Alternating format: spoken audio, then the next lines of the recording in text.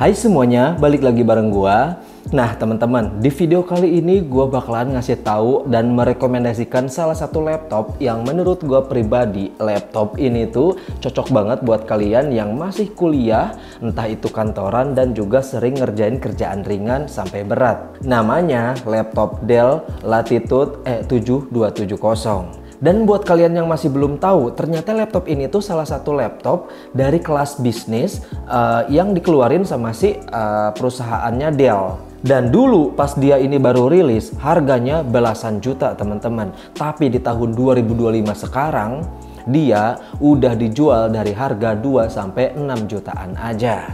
Nah, yang jadi pertanyaan adalah, apakah masih worth it laptop ini dijual dengan harga segitu? Oke, tanpa berlama-lama lagi, kalau misalkan kalian penasaran, mendingan kita langsung aja yuk ngebahas laptop ini.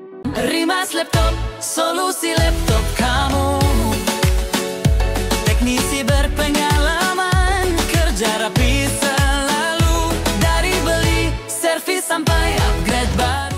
Oke teman-teman, pertama-tama seperti biasa gua pasti ngasih tahu ke kalian tentang desainnya dulu. Menurut gua pribadi desainnya ini dia simple banget, terus kecil, dan layarnya juga dia cuman 12,5 inci, beratnya sekitar 1 kg aja teman-teman. Jadi kalau kalian tipe orang yang sering ngerjain kerjaan tugas atau kantor di luar rumah, ini udah cocok banget karena nggak bikin pundak kita pegel kalau dimasukin ke tas. Dan kalau kita ngelihat ke bagian build quality-nya, ini tuh kokoh banget, bukan pakai material plastik biasa teman-teman. Bodinya dia udah pakai magnesium alloy ternyata. Dan sekarang kita ngebahas ke bagian spesifikasinya alias speknya. Nah, biasanya dijual di pasaran, laptop Dell ini tuh dilengkapi sama prosesor Core i5, terus RAM-nya itu 8 GB, SSD-nya 512 GB, layarnya dia punya layar 12,5 inci, dan grafisnya dia udah Full HD. Kalau dilihat dari angka doang sih biasa aja ya, tapi kalau lu pakai langsung ini cukup banget buat kerja harian kayak ngetik, browsing, nonton YouTube, Zoom meeting, sampai edit-edit foto ringan. FYI aja, laptop ini tuh udah gua pakai dalam beberapa hal. Contohnya kayak ngetik, aman banget teman-teman karena keyboardnya tuh dia empuk banget, terus punya backlight juga. Kalau misalkan kita ngetik cepat, dia itu bakal kayak mantul-mantul gitu teman-teman. Dan sekarang kita bakalan ngebahas ke beberapa port yang disediakan nih. Nggak kayak laptop pada umumnya, jadi si Dell ini tuh unik karena punya port dari belakang. Kita ngebahas ke bagian HDMI port dulu.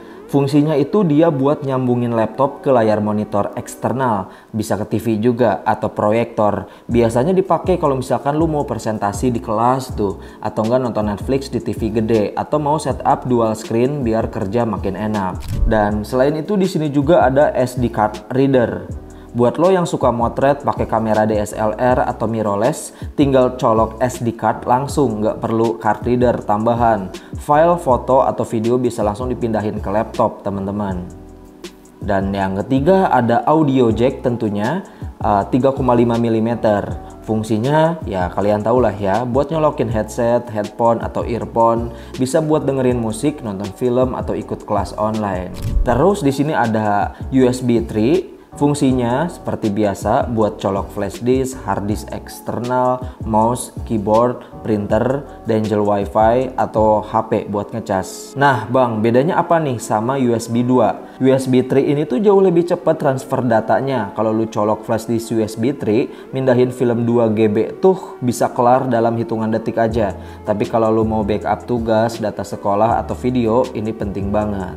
Dan untuk harganya sendiri, dia dijual sekarang itu di tahun 2025 sekitar 4-6 jutaan. Tergantung spesifikasi atau performa yang dimilikin sama si laptop ini. Tapi biasanya sih kalau misalkan kita beli second ya, kayak mulut ke mulut atau dari teman, biasanya 2-3 jutaan juga dia masih laku kok. Oke, itu dia teman-teman sedikit review lengkap mengenai laptop Dell Latitude E7270. Gimana nih menurut pendapat kalian semua? Seperti biasa, kalau misalkan kalian ada pengalaman pas pakai laptop ini, bisa banget buat ceritain pengalaman kalian di kolom komentar. Dan seperti biasa juga, kalau kalian suka dengan video ini, boleh banget buat minta like-nya dan jangan lupa juga subscribe aja. Karena kedepannya bakalan banyak banget review, rekomendasi, dan juga beberapa pembahasan yang lain yang bakalan gua bahas. So, sekian dari gua. See you next time.